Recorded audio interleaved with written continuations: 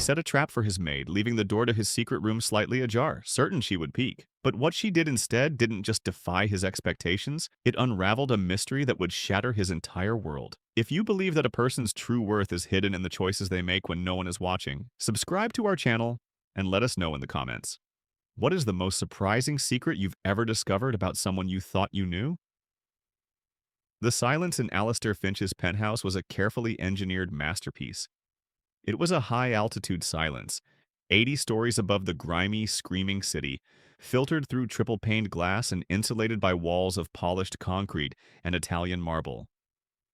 It was the sound of absolute control, the sound of a man who had meticulously edited the chaos of the world out of his life. Every object in the sprawling, minimalist space had its place. Every surface gleamed with an impersonal perfection. And moving through this sterile kingdom was Maria. At 32, she was the penthouse's cleaner, a ghost in a simple gray uniform whose primary job function was to be invisible. Her presence was meant to be felt only in its absence, in the dust-free surfaces, the perfectly aligned books, the scent of nothing at all. She moved with a quiet efficiency that bordered on reverence, her expression a placid mask that concealed the roaring storm of her own life. That storm had a name, Sophia. Her younger sister, a brilliant, vibrant artist whose talent was a firefly trapped in the jar of their poverty. Sophia had been accepted into the country's most prestigious art institute, a dream that seemed as distant as the stars outside Alistair's panoramic windows. The tuition was a mountain, and Maria's meager salary was a shovel made of sand. Every perfectly polished table, every flawlessly cleaned window was a small, desperate prayer for her sister's future. On this particular Tuesday, the visual hook was not a coffee stain, but a line. A thin, vertical shadow breaking the seamless floor-to-ceiling expanse of a bookshelf in Alistair's private study. The bookshelf, filled with first editions of philosophical treatises and complex mathematical texts, was Alistair's pride. But today, one of the panels was not perfectly flush. It was ajar by no more than a centimeter. Maria noticed it instantly. It was an error in the code of the room, a jarring note in the symphony of silence. Her training, drilled into her by the severe head of housekeeping, was clear. Report any and all anomalies immediately. A door left ajar could be a security breach, a malfunction, a problem. And problems were not tolerated in Alistair Finch's world. She approached the bookshelf, her cleaning cloth in hand. She could feel the faint, cool draft coming from the gap. Her first instinct, born of a lifetime of fixing things, was to simply push it closed. She placed her hand on the cool wood and gently pressed. It didn't budge. The latch didn't click. It remained stubbornly, silently, ajar. This was no longer a simple anomaly. It was a malfunction. Following protocol, she pulled out her small, company-issued phone to report it to security. It was a simple, honest act. The right thing to do. But Alistair Finch, watching from a hidden camera feed in his office across the city, did not see an honest act. He saw a failure. This was a test. A cruel, intricate psychological experiment designed by a man who saw people not as souls, but as predictable algorithms of greed and curiosity. He had left the door to his secret room, his inner sanctum, his true heart, open on purpose. He was certain the maid, this quiet, unassuming variable, would do one of two things: peek inside, confirming his belief in universal human weakness, or ignore it completely, confirming his belief that the lower classes lacked the intellectual curiosity to even notice. Her decision to report it, to follow the rules like a mindless drone, was a third option he hadn't anticipated, and it infuriated him. It wasn't integrity, it was a lack of imagination. It was the response of a machine, not a person. He pressed the intercom on his desk, his voice a blade of ice. Peterson, the cleaner in my study is reporting a fault with the library panel. Go up there. Inform her that she is not to touch my personal effects. Write her up for tampering with custom fixtures, and put her on formal probation. I don't tolerate staff who can't distinguish between a mechanical failure and a door that is meant to be left alone. When the head of security arrived, his face was a stony mask of disapproval. He looked at Maria not as a person, but as a problem he now had to solve. Mr. Finch is displeased, Peterson said, his voice flat. He considers your actions an overstep. You are being placed on probation. One more report like this, one more instance of you noticing things you shouldn't, and your employment will be terminated. Maria stood there, stunned into silence. The injustice was a physical blow. She had done the right thing. She had followed the rules. And for that she was being punished. Her job, the very lifeline for her sister's dream, now hanging by a thread. She looked at the thin, dark line of the open door, and for the first time, she felt a cold dread. This wasn't just a room. It was a trap. And she had just walked right into it. We've only just begun this story, but things are about to get even more intense. Stay tuned to find out how the heroine deals with something she wasn't even supposed to see. Let us know in the comments. Do you think Alistair's test was a fair assessment of character or a cruel abuse of power? The following weeks were a masterclass in psychological warfare. Alistair Finch, annoyed that his initial experiment had been thwarted by what he perceived as mindless obedience, escalated his cruel game.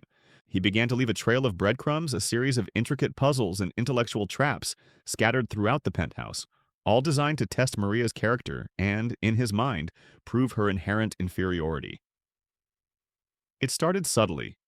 A high-stakes chess game left mid-move on the low table in the living room, the White Queen in a position of tantalizing vulnerability.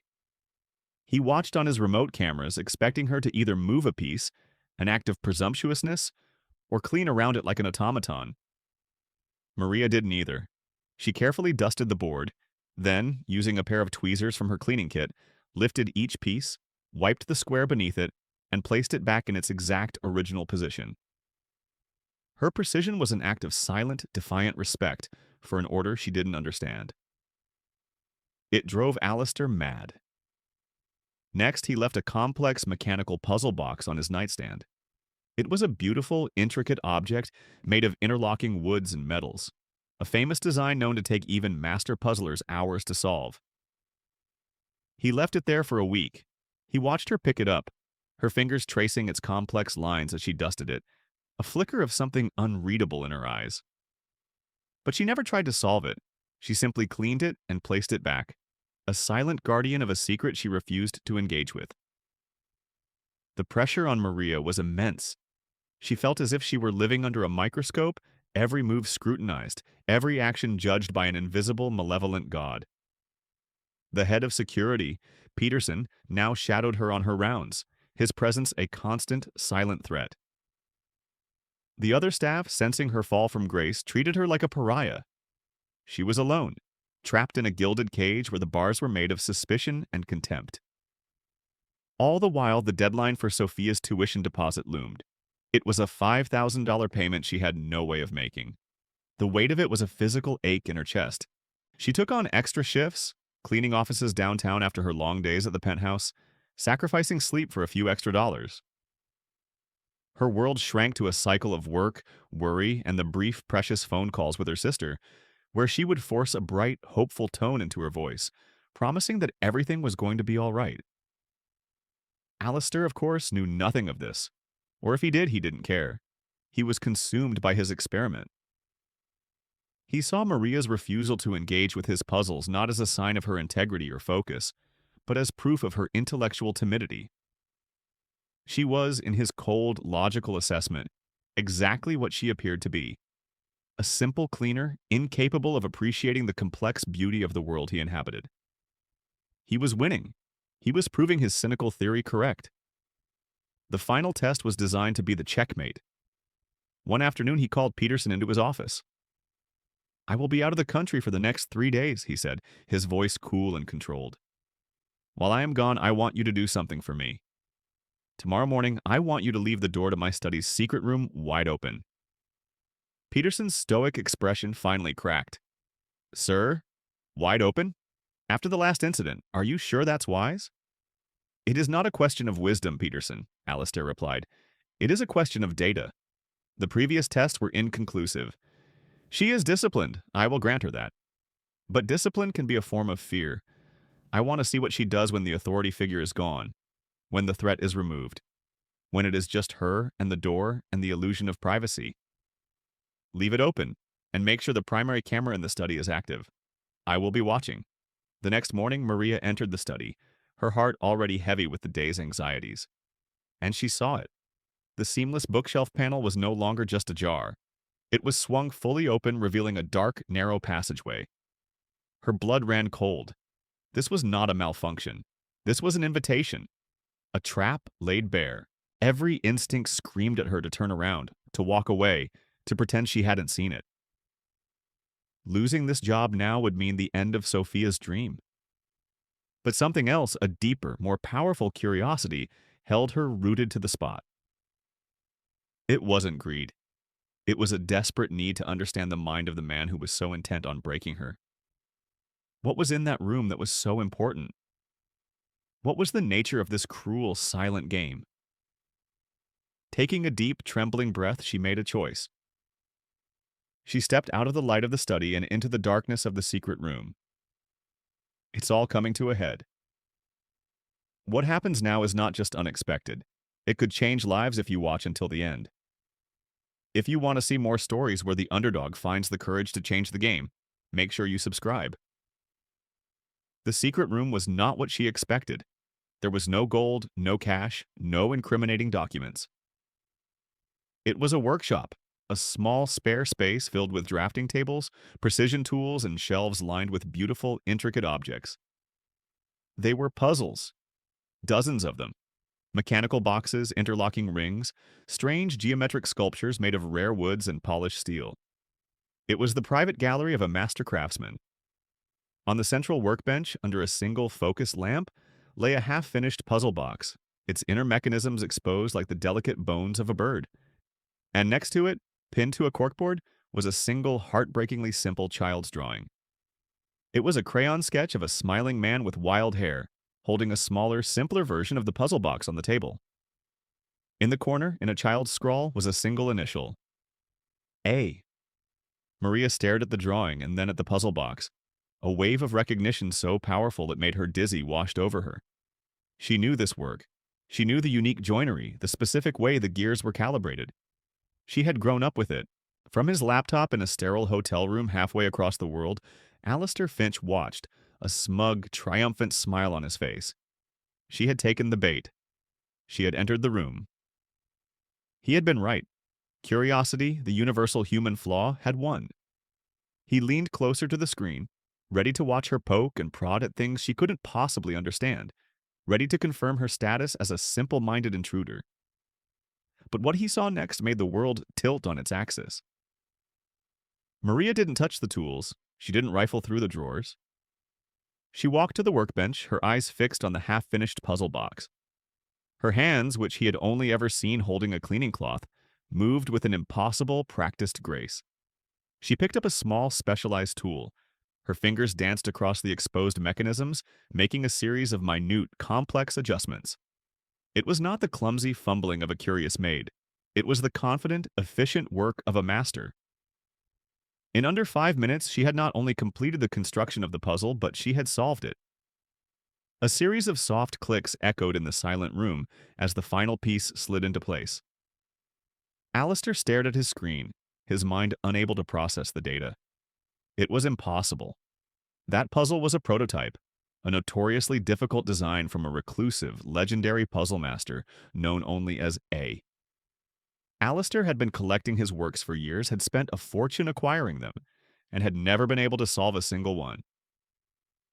He watched, stunned, as Maria then turned her attention to the corkboard. She gently unpinned the child's drawing. She held it in her hands, her expression one of profound, heart-wrenching sorrow. She traced the smiling face of the man in the drawing with her finger. And then Alistair watched as she reached into her own pocket and pulled out a worn, faded photograph. She held it up next to the drawing. It was a picture of 2 young girls, one of them clearly a younger Maria, standing on either side of the same man from the drawing, the wild-haired, smiling puzzle master, their father. Alistair felt the air leave his lungs. The connection, the impossible, world-shattering truth, hit him like a physical blow. He was on a private jet back to the city within the hour. When he burst into the penthouse, he found Maria in the study, quietly polishing the now closed bookshelf, as if nothing had happened. How? He demanded, his voice a ragged whisper. The puzzle. The man in the drawing. How do you know him? Maria finally looked at him, and for the first time her mask of neutrality was gone. Her eyes were filled with a deep, ancient sadness. He is my father, she said simply. His name is Antonio. He was the greatest puzzle maker in the world. He disappeared 15 years ago. My sister and I have been searching for him ever since. Alistair stumbled back, collapsing into a chair. The secret room wasn't a test chamber. It was a shrine. Antonio, the reclusive Master A, had been more than a hobby for Alistair. He had been his mentor, the only person who had ever seen past his wealth and engaged with his mind. Antonio had taught him logic, patience, and the beauty of a well-designed problem. The child's drawing was the only personal gift his mentor had ever given him, a treasured relic from a past he couldn't decipher. And this whole time, the key to the entire mystery, the daughter of the man he revered, had been silently cleaning his floors. His cruel, arrogant test had not been a test of her character.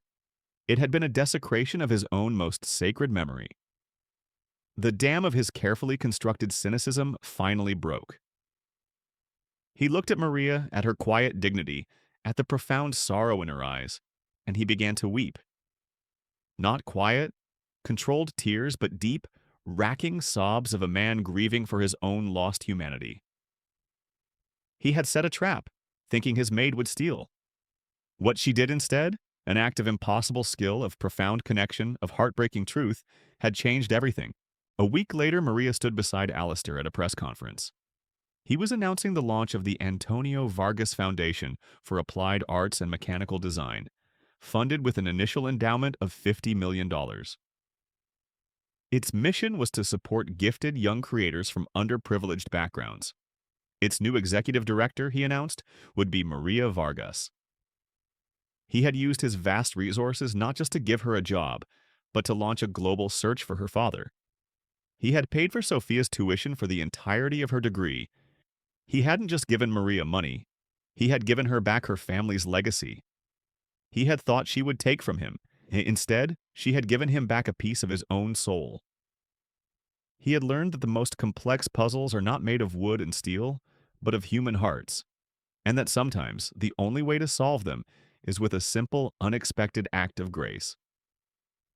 If this story of redemption, hidden genius, and the power of human connection moved you, share it with someone who needs to see it. And subscribe for more stories that remind us that everyone has a secret room, a hidden depth, waiting to be discovered.